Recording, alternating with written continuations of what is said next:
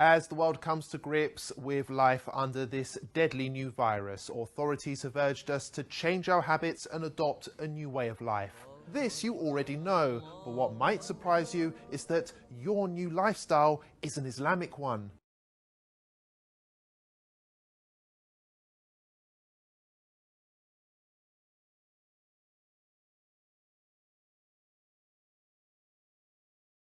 Muslims believe that the Quran is both a holy text and a guide on how to live a healthy and productive life. Nearly all of Muslims' daily activities, whether that be praying, fasting, or the clothes they wear, have been recommended in the Quran or by the Holy Prophet Muhammad.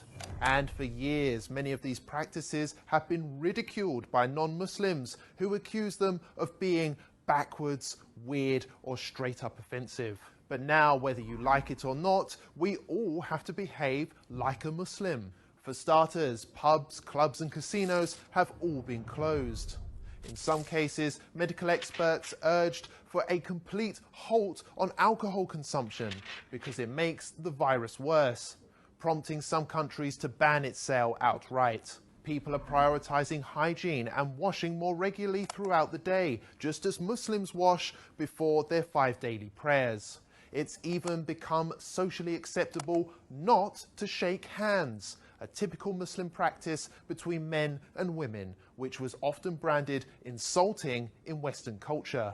Elsewhere, people are now beginning to cover their hands, hair and face in order to protect oneself in public, including those who at one time or another used to insult Muslim women for choosing to do the same thing.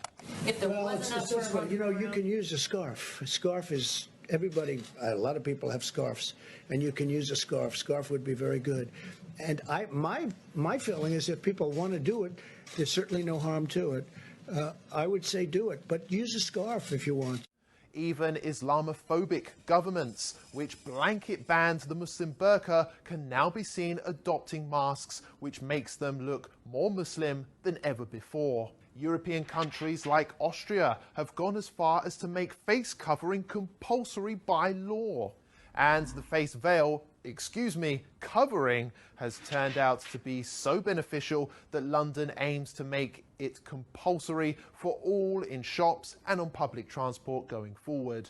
And there's more. On the economic front, interest rates have been slashed to near 0% in some cases, which is exactly what Islam teaches. Muslim families also self-isolated naturally for prayers and fasting during Ramadan for an entire month, while non-Muslims massed on British beaches. Now, you may ask, what's the point in bringing this all up? Well, the fact is, Muslims have been subjected to years of hate just because they love their faith. It's worth highlighting that it took a global pandemic to prove that Muslims have been right all along, and perhaps it's Western values which need reforming rather than Islamic ones. Remember that the next time you have something nasty to say about Islam.